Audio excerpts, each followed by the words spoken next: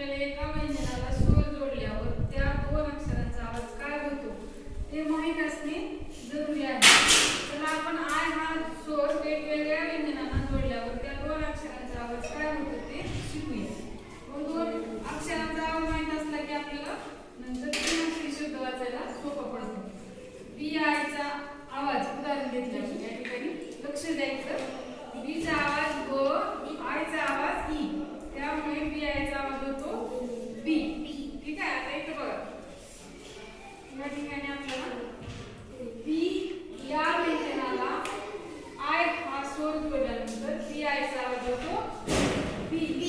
बी या व्यंजनाला आय जोडल्यानंतर डी आयचा आवाज होतो बी. एफ या व्यंजनाला आय जोडल्यानंतर एफ आयचा आवाज होतो जी. या व्यंजनाला आय जोडल्यानंतर जी आयचा आवाज होतो गी. एच या व्यंजनाला आय जोडल्यानंतर एच आयचा आवाज होतो ही.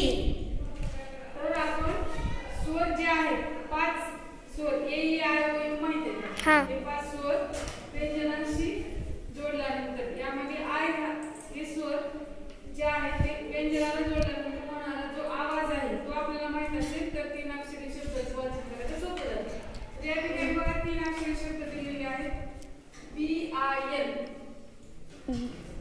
हा एक शब्द आहे तीन अक्षरी. आता बीचा आवाज कसा वाचायचा बघा. आता बीचा आवाज ब, आयचा आवाज ई, एलचा आवाज न. तर काय झालं उच्चार बीन. बीचा आवाज द, आयचा आवाज ई, जीचा आवाज ग. तर काय झालं उच्चार बीग. बीग. शाबास. एफचा आवाज फ, आयचा आवाज ई, जीचा आवाज ग. काय झालं उच्चार फीग. फीग. नेक्स्ट वर्ड काय बघा. एफचा आवाज फ, आयचा आवाज ई, एलचा आवाज न. काय झालं उच्चार फीन. फीन. एचचा आवाज ग, आयचा आवाज ई, टीचा आवाज ट. ट.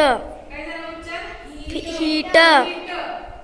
केचा आवाज क, आयचा आवाज ई, बीचा आवाज द. काय झालं उच्चार कीड. कीड. बघा या शब्दाचं वाचन कसं होईल कीड. एचा आवाज ग, आयचा आवाज ई, बीचा आवाज द. काय झालं उच्चार लीड. अशा पद्धतीने आपल्याला